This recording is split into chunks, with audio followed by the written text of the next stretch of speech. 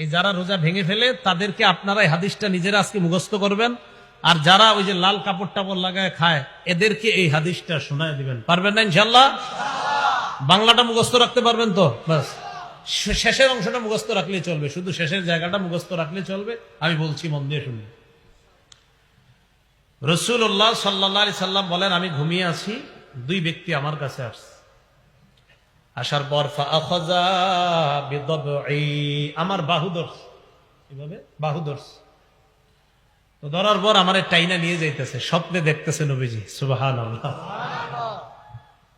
নবীজি বলেন, আমারে নিয়ে যাইতেছে, যাইতে যাইতে দেখলাম ফাআতায়া বি জাবালান ওয়া'রা, আমারে একটা পাহাড়ের কাছে নিয়ে গিয়েছে, আমারে একটা পাহাড়ের কাছে নিয়ে গিয়েছে। তো এই দুর্গম পাহাড়, এই দুর্গম পাহাড়ের সামনে গিয়ে আমি দাঁড়ায় রয়েছি। দুর্গম পাহাড়, ওটার সামনে দাঁড়ায় রয়েছি। নবীজিরে নিয়ে গেছে কয়জন? দুইজন। এইভাবে মনে করেন দুইজন রসুলরে এইভাবে দুই বাহুতে ধইরা দুইজন নিয়ে গেছে। তা আপনি সামনে এলে না দেয়ালে সুন্দর হইতো, আচ্ছা আইসেন না, সমস্যা নেই। মানে দুইজন দুই দিক দিয়ে ধরছে, আপনি ধরেন ওই পাশ দিয়ে হুজুর, এইরকম এরকম ধরে নিয়ে গেছে। বুঝছেন সবাই? এরকম রাখেন। তো আমাকে যখন ওই দুর্গম পাহাড়ের কাছে নিচে আমি দাঁড়ায় রইলাম, ফাকালা, দুইজন আমাকে বললেন, ইসআদ, এই পাহাড়ের উপর উঠেন। তো আমি জবাব দিলাম, লা উতিকুহু, না না আমি পারবো না, এই দুর্গম পাহাড়ে, এই পাহাড়ে কে উঠবে, আমি পারবো না। নবীজি বলেন, ওই দুইজন নবীজিকে বললেন, সানুসাহিলুহু লাকা, আপনি টেনশন করেন না, পাহাড়ে ওঠা আমরা দুইজন আপনার জন্য সহজ করে দিব, ওঠেন।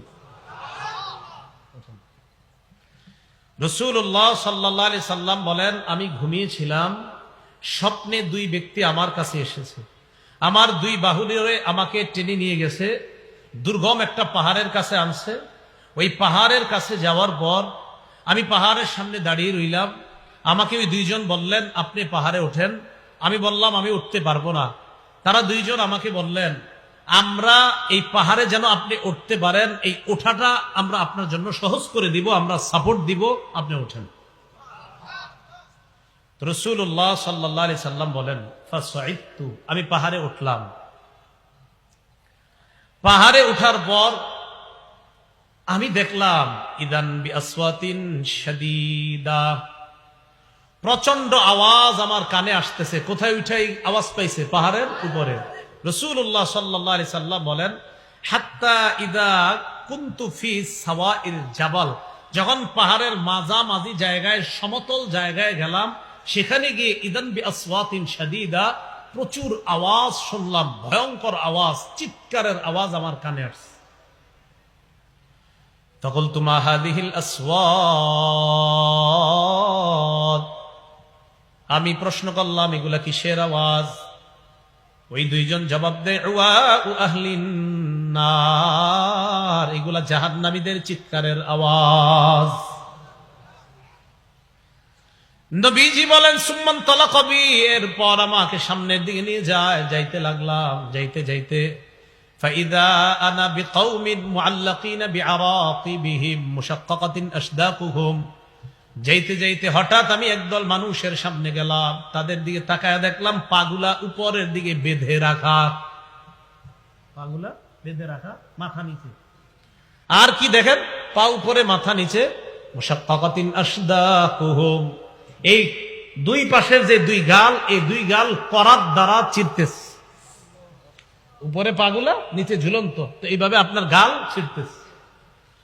তাসিলু আশদাকুহুম দামা, এই পুরা গাল, এই চোয়াল সহ রক্ত পড়তেছে। এই কল্পনা আনেন, দৃশ্যটা কল্পনা আনেন, পা উপরে মাথা নিচে, দুই পাশের গাল থেকে রক্ত পড়তেছে, ব্যাপারটা কত ভয়ঙ্কর।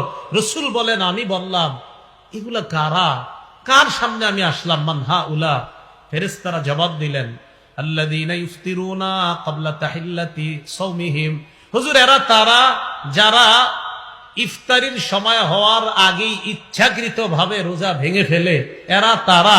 আর যারা রোজা রাখে না, তাদের অবস্থা তো আরো ভয়ঙ্কর। রাসূল বলেন একদল হুজুর ইচ্ছাকৃতভাবে রোজার সাথে তামাশা করে, ইচ্ছা করে রাখবে, মন চায় আমি রাখবো, মন চায় রাখবো না, ইচ্ছা করে যারা ভেঙে ফেলে এদের এই অবস্থা, এটা চলতেই থাকবে। পাগুলা উপরের দিকে দেওয়া, মাথা নিচের দিকে দেওয়া, দুই পাশের গাল বেয়ে বেয়ে রক্ত পড়তেছে। এরা কারা? যারা ইচ্ছাকৃতভাবে রোজা ভেঙে ফেলে। তাহলে অবস্থাটা কত ভয়ঙ্কর। তো পর্দার আড়ালে যারা খায় এদেরকে একটু বলবেন সে তুঙ্গ অবস্থা কি ভয়ঙ্কর হবে, একটু চিন্তা করো। আল্লাহ কথাগুলা বুঝার তৌফিক দান করো। রাসূলুল্লাহ সাল্লাল্লাহু আলাইহি ওয়াসাল্লামের এই হাদিস থেকে আমরা বুঝলাম রোজা ভাঙা দূরের কথা, রোজা ভাঙার চিন্তাও মাথায় আনা যাবে না। আব্দুল্লাহ ইবনে মাসউদ রাদিয়াল্লাহু তাআলা আনহুর বর্ণনা কি বলে দেখেন।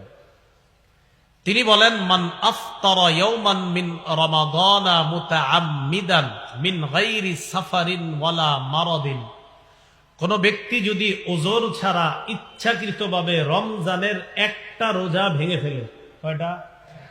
কিভাবে? ইচ্ছাকৃতভাবে।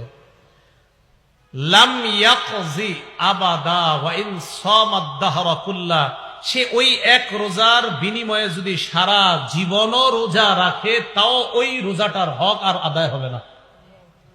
যদিও এক রোজার কাফফারা আছে, 60টা রোজা রাখা, কিন্তু কাফফারা। কিন্তু ওই যে এক রোজা রাখলে যে আপনি যে বেনিফিট আল্লাহর কাছ থেকে পাইতেন, এটা আপনি সারা জীবন রাখলেও এই ফজিলতটা আর পাবেন না। কয়টা রোজা? মাত্র একটা রোজা ইচ্ছাকৃতভাবে কেউ যদি ছেড়ে দেয়। আল্লাহ আমাদের সকলকে যে কথাগুলা বললাম এই কথাগুলোর উপর আমল করার তৌফিক দান করেন।